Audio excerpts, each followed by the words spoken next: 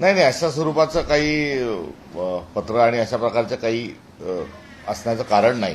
कारण मुळात जे प्रतिनिधित्व मंडळ गेलं होतं त्या प्रतिनिधी मंडळामध्ये काँग्रेसनी देखील त्या ठिकाणी हे स्वाभाविक स्वरूपामध्ये झालं होतं. आणि इतकंच नाही तर निवडणूक आयोगाकडे जे रास्त प्रश्न विचारले ते विचारत असताना सर्व राजकीय पक्षांनी, म्हणजे भारतीय जनता पक्ष, अजित पवारांची राष्ट्रवादी, शिंदे सेना आणि या सर्वांनी जाऊन निवडणूक आयोगाच्या मतदार यादीच्या अनुषंगानं त्या ठिकाणी प्रश्न विचारावेत आणि निवडणूक आयोगाने त्याची सर्व दखल घेत असताना फ्री अँड फेअर इलेक्शनच्या अनुषंगानं ही वाटचाल करावी, हा सगळा एकंदरीत असणारा तो हेतू होता. आणि त्या हेतूच्या अनुषंगानं काँग्रेस हा इंडिया अलायन्सचा, महाविकास आघाडीचा एक पक्ष असल्यामुळे या अनुषंगानं काँग्रेस पक्षाशी शिवसेनेचा आणि राष्ट्रवादी काँग्रेस पक्षाचा हा संवाद होता. आणि त्या संवादाच्या अनुषंगानं आदरणीय CWCचे मेंबर बाळासाहेब थोरात, नंतर दुसऱ्या दिवशी आमचे विधानमंडळातील गटनेते विजय वडेट्टीवारजी हे सहभागी झाले होते. त्यामुळे पक्ष हा त्या ठिकाणी होताच आणि असा कुठलाही तक्रारीचा सूर या प्रकरणामध्ये नाही. पण संजय राऊतांनी अशा प्रकारचं पत्र तुमच्या हायकमांडला लिहिलं ते कितपत होतं? नाही, त्या संदर्भामध्ये 13 तारखेला या एकंदरीत या सगळ्या प्रकरणाच्या अनुषंगानं रमेश चेन्नीथलाजी हे देखील मुंबईत होते. त्या दिवशी आमची पॉलिटिकल अफेअर्स कमिटी ची सभा टिळक भवन या ठिकाणी संपन्न झाली आणि त्यानंतर दस्तरखुद चेन्नीथलाजींनीच पत्रकार परिषदही घेतली होती. आणि त्यामध्ये मला दिल्लीला राष्ट्रीय अध्यक्षांच्या समवेत बैठक असल्यामुळे मी दिल्लीला जात असल्याचंही त्यांनी त्या ठिकाणी सांगितलं. आणि पक्षाचे AICC प्रभारींनी आमच्या पक्षाच्या वतीनं कोण राहणार आणि राहुलजीचा हा एकंदरीत मुद्दा आहे आणि त्यामध्ये आम्ही सहभागी होणारच ही भूमिका मांडली होती. त्यामुळे पक्षश्रेष्ठीकडून यामध्ये काही असं हे झालं ते झालं अशा प्रकारचा कुठलाही भाग नाही. अशी देखील माहिती मिळते की संजय राऊतांनी जे पत्र लिहिलं तुमच्या नावाचा उल्लेख आहे, परंतु पक्षश्रेष्ठींनी नाराजी शिवसेनेवरच दर्शवली आहे की आमच्या पक्षातील नेते जे निर्णय घेतील त्याला आमचं समर्थन असेल. जर ते म्हणतायत मनसे आमच्यासोबत नको तर नको. नाही, ह्या मनसेसोबत घेण्याचा किंवा इतर पक्षासोबत घेण्याच्या अनुषंगानं हे शिष्टमंडळ नव्हतं. हे स्पेसिफिकली शिष्टमंडळ कशासाठी होतं की निवडणूक आयोगाचा जो गोंधळ आहे त्या गोंधळाच्या अनुषंगानं त्यांच्या डोळ्यात झणझणीत अंजन घालणे हा एकंदरीत त्या शिष्टमंडळाचा हेतू होता. आणि त्या हेतूच्या अनुषंगानं सर्व राजकीय पक्ष निवडणूक आयोगाला आणि चीफ इलेक्टोरल ऑफिसरला भेटलेले आहेत. त्यामुळे यात आघाडीचा, युतीचा असा कुठल्याही प्रकारची चर्चाच त्या ठिकाणी शक्य नसल्यामुळे ह्या सगळ्या चर्चा ज्या आहेत त्या अनावश्यक आहे असं वाटतं. तुम्ही या शिष्टमंडळासोबत जाण्याऐवजी तुम्ही दिल्लीला जाणं पसंत केलं? काँग्रेसचे प्रतिनिधी म्हणून आम्ही त्यामध्ये सहभागी झालो आणि राष्ट्रीय अध्यक्षांच्या समवेत जर 14 तारखेला जर बैठक त्या ठिकाणी मला बोलवल्या जातं आणि काही पक्षाचा जो नियमित भाग आहे बैठकीचा त्या अनुषंगाने मला जर दिल्लीला त्या ठिकाणी बोलवलं जातं तर मी दिल्लीला जाणं हे देखील स्वाभाविक आहे. त्यामुळे मी मुंबईत होतो किंवा इतरत्र गेलो असं नाही, मी पक्षाच्याच कामात होतो आणि पक्ष म्हणून आम्ही त्याच्यात सहभागी होतो. संजय राऊतांनी यापूर्वी कुठल्याही काँग्रेस नेत्याबद्दल थेट पत्र लिहून तक्रार केलेली नव्हती. तुमच्या बाबतीत मात्र असं पहिल्यांदाच घडलेलं पाहायला मिळतंय की तुमच्या सोबत महाविकास आघाडीमध्ये असणाऱ्या शिवसेनेनं काँग्रेसची तक्रार केलेली आहे. नाही, ते तक्रारीचा यात प्रश्नच नाही. कारण सहभागाचा जो प्रश्न आहे तो सहभाग आम्ही त्या शिष्टमंडळात सहभागी होतो आणि भविष्यात देखील राहुल गांधींनी यापूर्वी घेतलेल्या पत्रकार परिषदेमध्ये महाराष्ट्राचा सगळा जो डाटा आहे हा त्या ठिकाणी मांडण्यात आला होता. दुसऱ्या पत्रकार परिषदेत देखील महाराष्ट्रातल्या राजौऱ्याचा उल्लेख केला होता. लेख जो लिहिला होता राहुल गांधींनी त्यामध्येही कामठी विधानसभा मतदारसंघाचा उल्लेख होता. नंतर दस्तरखुद देवेंद्र फडणवीस यांच्या मतदारसंघाचीही माहिती त्या ठिकाणी होती. त्यामुळे एकंदरीत या सगळ्या विषयाच्या अनुषंगानं काँग्रेस पक्षाने विभाग स्वतंत्ररित्या स्थापन केलेला आहे आणि त्या विभागाची जी माहिती आहे त्या माहितीचा अनुषंगानं निवडणूक आयोगाला आम्ही स्वतंत्ररित्या भेटलो, शिष्टमंडळ म्हणून भेटलो. जी आमची माहिती आहे ती आमच्या मित्रपक्षांसोबत अर्थात UBTच्या सोबत आणि शरदचंद्र पवार साहेबांच्या राष्ट्रवादीसोबतही आम्ही ती सगळी शेअर केलेली आहे. महाराष्ट्राच्या 288 मतदारसंघाचा जो डुप्लिकेट नावं असल्याचा, ट्रिप्लिकेट नावं असल्याचा डाटा आहे तोही आमच्याजवळ उपलब्ध आहे. तो पण पेनड्राईव्हमध्ये काल थोरात साहेबांनी तो शिष्टमंडळात गेले असताना निवडणूक आयोगाला जवळ त्या संदर्भात देखील माहिती दिलेली आहे. त्यामुळे एकंदरीत या सर्व गोष्टीमध्ये आम्ही पुढाकारानं त्यामध्ये आहोत आणि या सर्व मुद्द्यांमध्ये आमचा सहभाग जो आहे हा राहणारच आहे. सर, पण आपण काल पाहिलं की निवडणूक आयोगाच्या विरोधामध्ये विरोधकांसह मनसे सुद्धा एकत्र पाहायला मिळाली. जर निवडणुकीमध्ये असं चित्र दिसलं तर सगळ्यांना फायदा वगैरे सोडत नाही का? नाही, हा तुर्तास निवडणूक आयोगाच्या कार्यप्रणालीच्या अनुषंगानं हा अत्यंत गंभीर प्रश्न आहे आणि त्या एकदा चांगली या फ्री अँड फेअर या अनुषंगानं या निवडणुका घडून आणण्याकरता सर्वच नागरिकांनी प्रयत्न केले पाहिजे. आम्ही राजकीय पक्ष म्हणतोय आणि राजकीय पक्षांनी केल्यास यामध्ये कुठल्या प्रकारची हरकत नाही.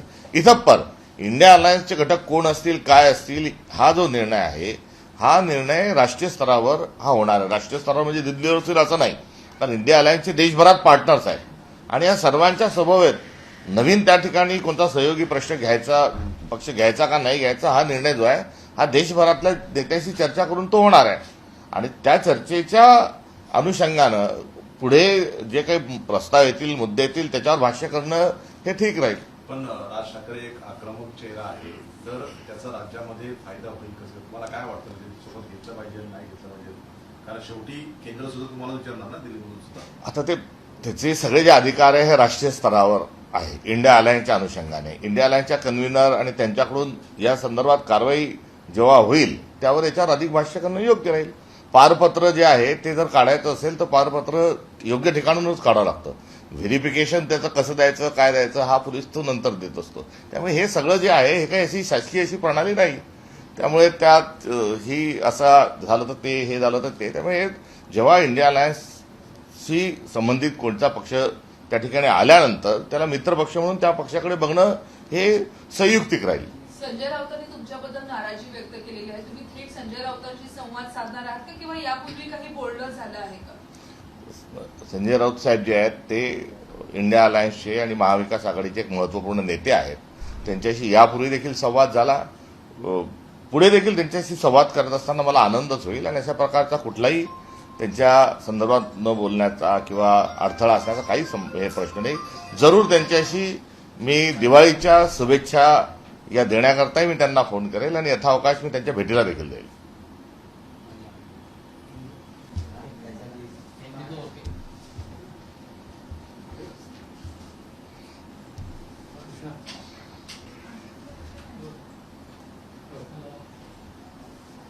सर, दिल्ली के सियासी गलियारों में इन दिनों चर्चा है कि संजय राउत ने हाईकमान को पत्र लिखा और पत्र लिखकर आपके खिलाफ जो है वो नाराजगी दर्शाई है.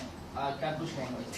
नहीं, इस प्रकार से कोई नाराजगी दर्शाने वाला कोई वाकया घटित ही नहीं हुआ, इसलिए नाराजगी व्यक्त करने की कोई वहां गुंजाइश नहीं है. इसलिए जो प्रतिनिधिमंडल गया था उस प्रतिनिधिमंडल में कांग्रेस भी थी. ऐसी प्रकार की कोई जानकारी मेरे पास नहीं. ये जब ये बात आपके संज्ञान में लाया गया कि पत्र लिखा गया, कहीं ना कहीं आप ये मानते हैं कि पहले बातचीत हो जानी चाहिए थी आप लोगों के बीच में, जो मनमुटाव कथाकथित तौर पे जो मनमुटाव था वो दूर हो जानी चाहिए थी, उसके बाद हाईकमान को इस तरीके से डायरेक्ट तौर पर पत्र लिखना? उनसे बातचीत बिल्कुल हुई. ये शिष्टमंडल इस प्रकार से जाने वाला है और उस शिष्टमंडल में कांग्रेस उसमें जरूर शामिल होगी. ये बातचीत हुई, तो ऐसी कोई बात नहीं.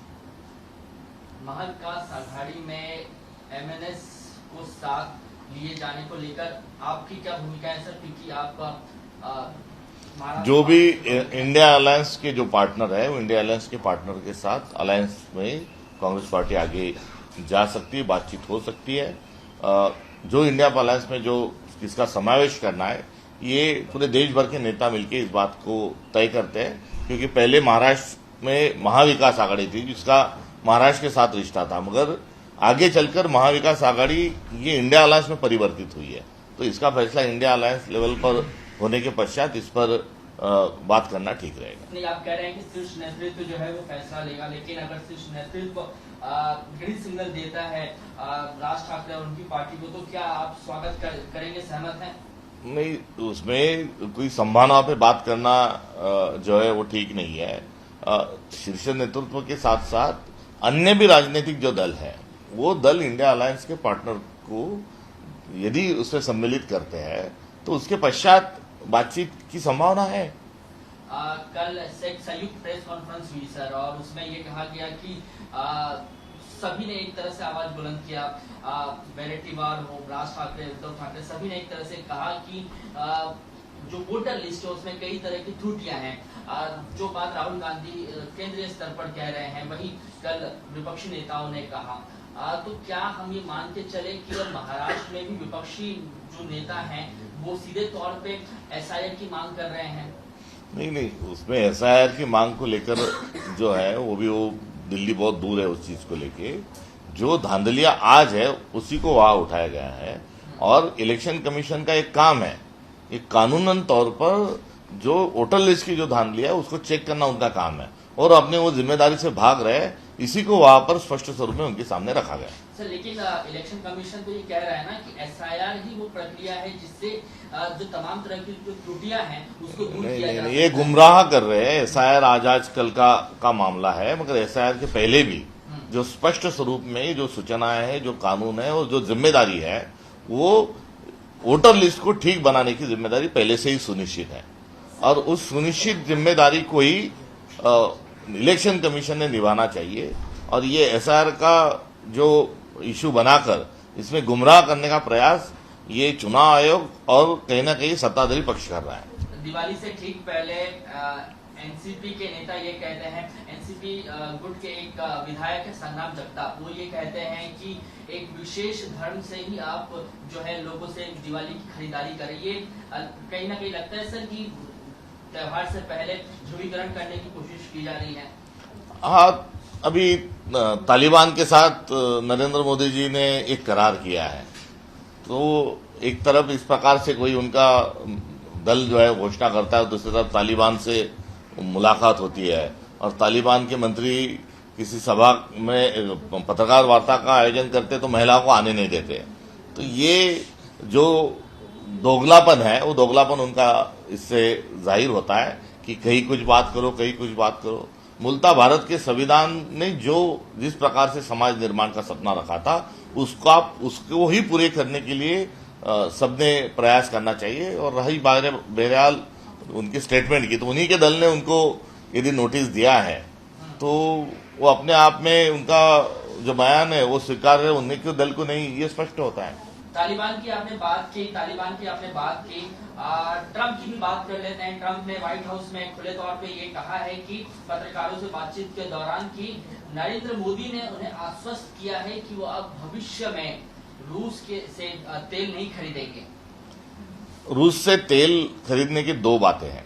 रूस से तेल जो है सस्ता लेते हैं, और दो कंपनियों को रशिया से तेल देने की आजादी दी है। एक नायरा कंपनी है, दूसरी रिलायंस है।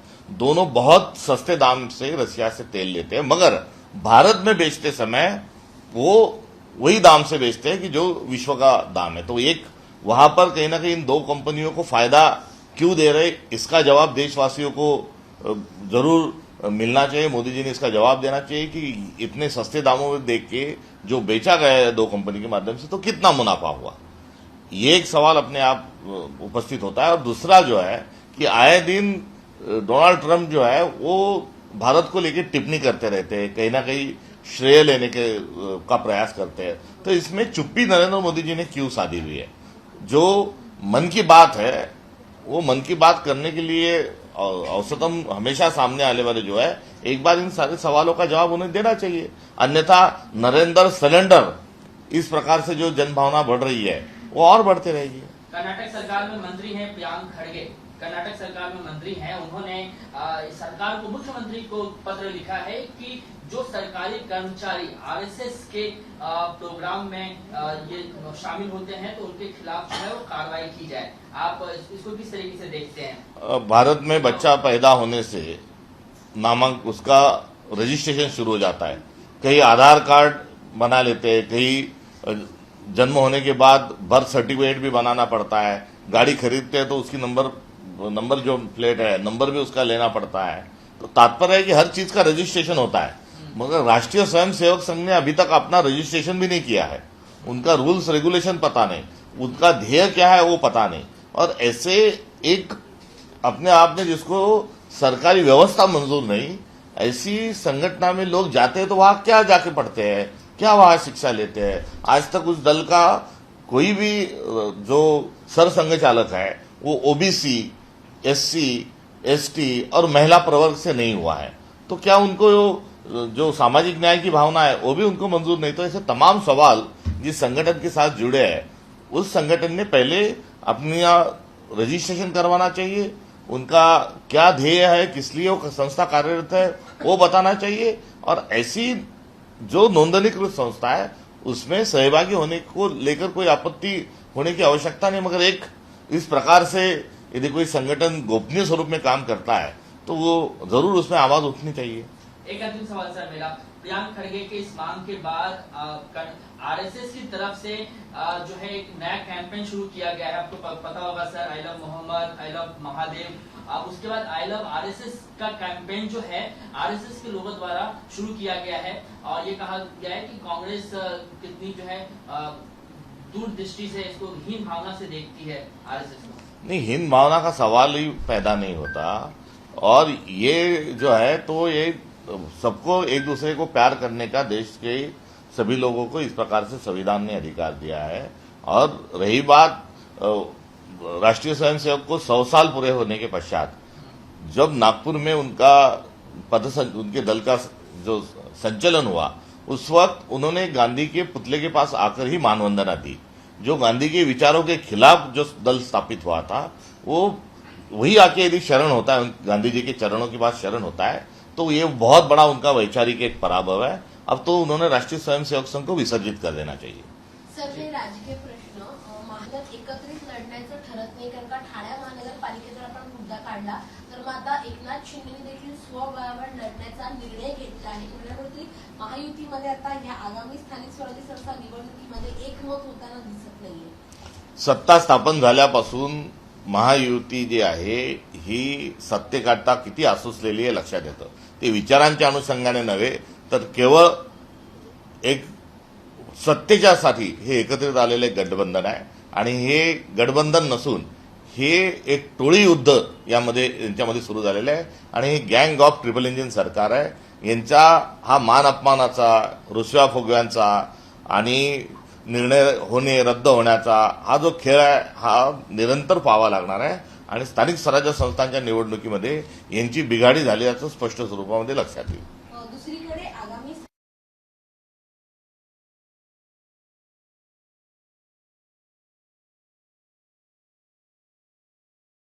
स्थानिक स्वराज्य संस्था निवडणुकीसाठी आता आरएसएसने आपला अजेंडा ठरवल्याचं पाहायला मिळतंय। म्हणजे एक आहे तो सेफ आहे, सिंदूर ऑपरेशन, हे घराघरापर्यंत पोहोचवा आणि जसं विधानसभेला काम केलं तेच काम करा, असं देखील आदेश एका बैठकीमध्ये देण्यात आले आहेत कार्यकर्त्यांना। त्यांना 100 वर्ष पूर्ण होत आहेत, आणि 100 वर्ष पूर्ण झाल्यानंतर त्यांनी 100 वर्षामध्ये जे द्वेषाचं मत्सर पसरवण्याचं जे एकंदरीत काम केलं, त्या अनुषंगानं कुठेतरी आता त्या सगळ्या पापातून मुक्त होण्याकरता आपण काय केलं पाहिजे याचं चिंतन संघांनी करणं आवश्यक आहे। फार चांगली गोष्ट आहे की महात्मा गांधींच्या व्हेरायटी चौक नागपूर या ठिकाणच्या पुतळ्याला च्या समोर दस्तूरखुद सरसंघचालकांनी उभं राहून महात्मा गांधींना वंदन करून त्यांच्या चरणावर शरण येऊन ही मानवंदना स्वीकारलेली आहे। म्हणजे गांधी हे शिरसावंद्य आणि वंदनीय प्रातवर्णीयच नव्हे, तर आता संघाच्या संचलनामध्ये आम्ही त्यांना अभिवादन करू ही भूमिका संघाने घेतली आहे। म्हणजे त्यांनी त्यांचा वैचारिक पराभव इकडे मान्य केला आहे। त्यांच्या संघाच्या मुख्यालयात अलीकडच्या काळापर्यंत भारताचा तिरंगाही फडकत नव्हता, तो कुठेतरी जसा फडकायला लागला तसा आता त्यांनी भारताचं संविधान हे रेशीमबागमध्ये त्यांच्या संस्थेमध्ये हे घेऊन जावं, गांधींचा पुतळा घेऊन जावा, आणि संविधान तुम्ही जेव्हा स्वीकारता तेव्हा आपल्या संस्थेचं नोंदणीही करून घ्यावी। ह्या सर्व प्रक्रिया संघाने करण्याकडे जास्ती हे लक्ष दिलं पाहिजे। सिंदूरच्या निमित्तानं एक जाज्वल्य स्वरूपाचा अभिमान आपल्या सर्वांना आणि आम्हा सर्वांना आणि काँग्रेसलाही हा आमच्या लष्कराबद्दल आहे। लष्कराचं जे शौर्य आहे हे राफेल कंपनी तिथून फ्रान्समधून दावा करत असेल किंवा आपले लष्कर प्रमुख काही सांगत असतील, ही लढाई सुरू होण्याच्या आधी आम्ही बोललो असतो। म्हणजे बराच मोठा एक गोंधळाचा जो भाग आहे तोही या निमित्तानं त्यांनी घरोघरी जाऊन सांगावा, म्हणजे जेणेकरून पुढच्या काळामध्ये देशाच्या सुरक्षिततेच्या अनुषंगानं राजकारण होणार नाही. त्यामुळे सिंदूरचा मुद्दा जेवढे उपस्थित करतील तेवढे हेही प्रश्न आपसूक उपस्थित झाल्याशिवाय राहणार नाही. त्यामुळे ते या भानगडीत पडणार नाही असं मला वाटतं. तर संजय निरुपमने असं म्हटलेलं आहे की मनसे ही उत्तर भारतीयांना नेहमी मारपीट करत असते, त्यांना निशाणा नेहमी ठेवत असते. असं असताना काँग्रेसला मनसे मान्य आहे का? कोणी विचारलं? संजय निरुपम. ते आता कोणत्या पक्षात आहेत हे काही मला माहीत नाही. मात्र मान्य आणि अमान्याचा विषयच उपस्थित होत नाही. अशा प्रकारचा कुठलाही प्रस्ताव हा आलेला नाही. सर, एक शेवटचा प्रश्न. आमदार निवासचं जे कॅन्टीन आहे तर आता क्लीन चिट मिळालं आहे. आपण पाहिलं की संजय गायकवाड जे आमदार आहेत शिंदे गटाचे, त्याने तिथे जाऊन मारहाण केली होती. अत्यंत लो क्वालिटीचं फूड मिळतं असं आरोप त्यांनी केला होता. मात्र आता याला क्लीन चिट मिळाली आहे त्या कॅन्टीनला. आता ढिशुमचा जो शेवट आहे तो क्लीन चिटवर हा कुठेतरी झालेला आहे. त्यामुळे लाल टावेल गुंडाळून एक घटना महाराष्ट्राच्या जी कान्याकोपऱ्यात पोहोचली आणि तिथे कशी गुंडागर्दी चालते त्या दोन घटना मागच्या अधिवेशनात झाल्या. एक ढिशुम जी आहे ते कॅन्टीनमध्ये आणि दुसरी जी आहे ते विधानमंडळामध्ये हाणामाऱ्या. आता एकंदरीत विधान भवनाचा जो परिसर आहे, अखत्यारीत येणारा जो परिसर आहे त्यामध्ये गुंडागर्दी, तर विधानसभेच्या आत रमी, हे जे चित्र होतं हे चित्र सरकारला मान्य आहे आणि आम्ही कुठलीही कारवाई करणार नाही, मारणाऱ्यावरही करणार नाही आणि तथाकथित स्वरूपाचं जे निकृष्ट म्हटलं गेलं ते पण निकृष्ट होतं असं म्हणणार नाही. नरोबा कुंजरवाच्या पलीकडचं हे बत्थड स्वरूपाचं एक सरकार आहे. एका चित्रपटाचं नाव हे मनाचे श्लोक हे सेन्सर बोर्डाने नाव दिलं आणि ते नाव दिल्यानंतर आम्ही कोर्टाला जुमानत नाही, आम्ही सेन्सर बोर्डाला जुमानत नाही असं म्हणून जो काही धिंगाणा घालण्यात आला त्या धिंगाणा घातल्यावरही सरकारने कुठली भूमिका स्वीकारली नाही.